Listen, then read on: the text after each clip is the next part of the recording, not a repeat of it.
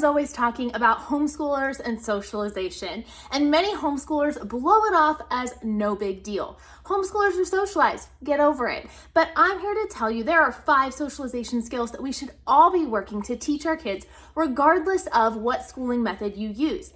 These are not things that kids just learn on their own. They are careful socialization skills that need to be taught and to be nurtured within our home. So let's get started. The first socialization skill we should focus on is active listening. Active listening is literally fundamental to all relationships in life, whether it's friendships, a relationship with a spouse, or with a coworker, or within your church. This is something that you are going to need, and many people today often lack. There's a reason why God gave us 2 ears and 1 mouth, so we can do twice the amount of listening as we do talking. But how do we practically practice this skill? One great way to do this is to play a simple game with your children.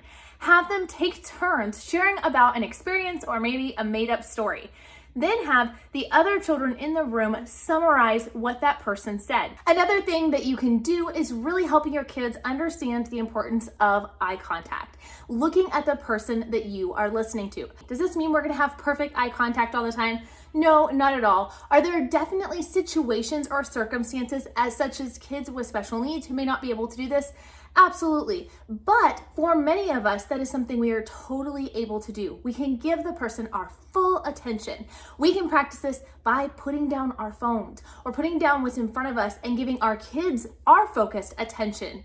And then also complimenting them or noticing when they are doing it with others. And of course, as homeschool parents, the third way we can work on this skill is by reading stories to our kids, reading picture books or chapter books with our children, asking open-ended questions and thought-provoking questions to get them to really start thinking about the situation and what they heard. But the second major social skill that you need to teach your kids is empathy. Empathy is that understanding what another person is going through. Being able to relate to the emotions of others is so important. It promotes kindness, compassion, and helps children to develop meaningful connections with those around them. But how do we do this? Engage your kids in role-playing activities. Give them a situation or a scenario.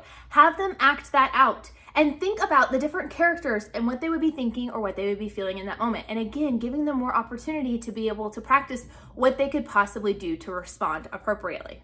Also, it's going to be really hard for your kids to connect to the emotions of others if they're not connected to their own emotions and what they're feeling. I actually have a free printable you guys can check out. I will link down below. It is a truth and emotions chart. Is that we need to understand the importance of feelings, identifying feelings and empathizing with feelings, but also understanding filtering feelings through truth. Understanding that I might feel like I'm all alone in the world, but the truth is I'm not. I was fearfully and wonderfully made in the image of God, and He put me in community, and I have that, and I can rest in that. So this is just kind of trying to tie this connection. So I always have my kids identify what they're feeling for the day, and then what truth kind of corresponds or maybe counteracts that particular feeling. We want them to understand these things so that they can understand the feelings and emotions of others and help point them to the truth. Another great way to teach empathy is to volunteer and learn about the situations and lives of other people. A lot of food banks will allow families to serve all together. Senior centers oftentimes will welcome guests to come in and bring their children. There are so many great opportunities that you can do to serve as a family. The third socialization skill is communication.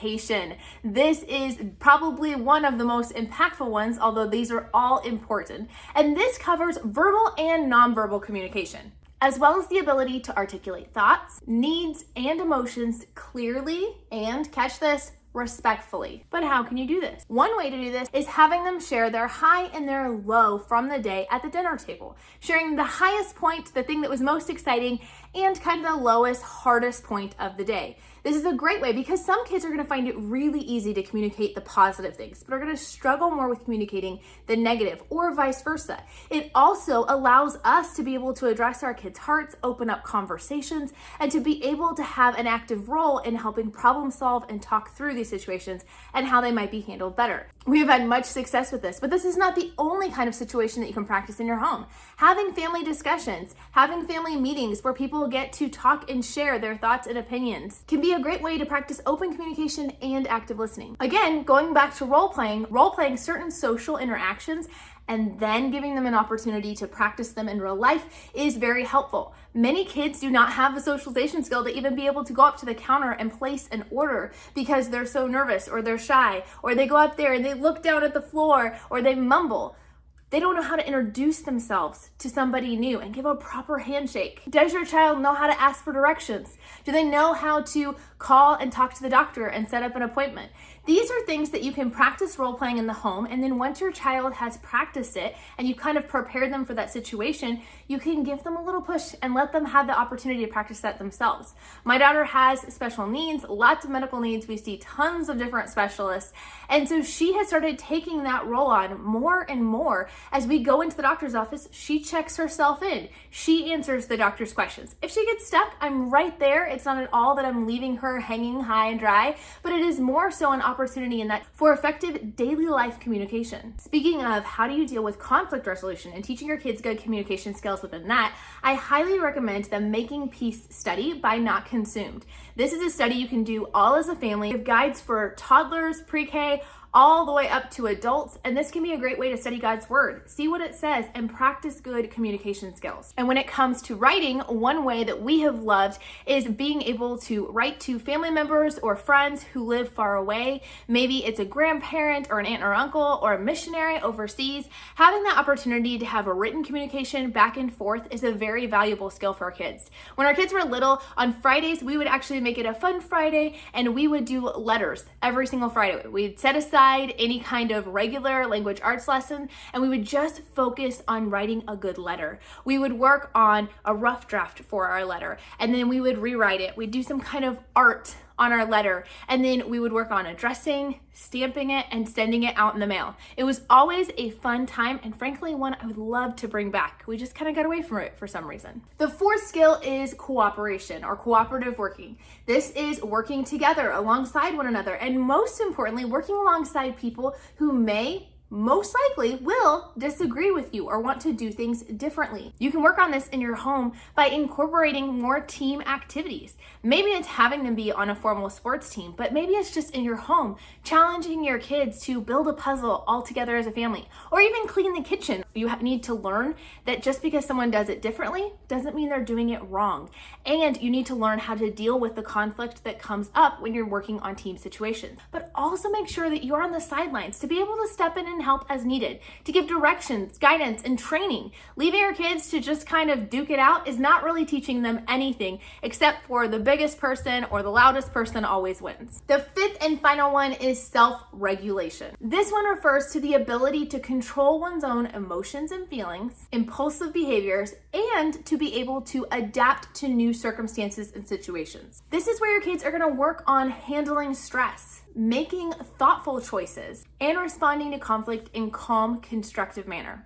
So let's talk about a few ideas on how we could work on this one. One of the ways we do this is by teaching our kids deep breathing and being able to breathe in and breathe out slowly to calm themselves down, to literally lower their heart rate, to keep the body from going into that fight or flight response, which is probably not going to produce the best self-regulation or the best conflict resolution. One of the ways that we do this is by using the book Count Yourself Calm by the Good Book Company. This is a fantastic picture book that helps your kids not only learn how to deep breathe, but it teaches them how to keep Christ at the focus, how to pray a prayer to help you calm down, how to go through, and for each finger on your hand, it's going to remind you to name something out loud about God, his character, and who he is. So you're going to name something that God has done in your life. After going through these things, you're almost always going to be calm in that situation. And this has really helped my kids to be able to understand better how they might respond to a situation and be able to regulate those emotions when they might feel like they're taking over. Another thing that can be helpful for self-regulation, beyond learning about your emotions and learning how to calm down physically, is also having a place where they can go to calm down, right? Having a calm down corner or maybe a calm down toolbox. We've done this a couple of different ways over the years, but I do have kids with special needs. I have kids who get sensory overloaded easily, kids who struggle with all sorts of things. And one of the things that's been helpful is to have a common place where they can just quietly dismiss themselves and say, hey, I just need a few minutes to calm down. I have noise canceling headphones. We've got things, all sorts of things. If you want to see a separate video on what's kind of in our calm down kit, let me know down in the comments. I can probably throw together a short for you guys to share with you guys what all is involved in that.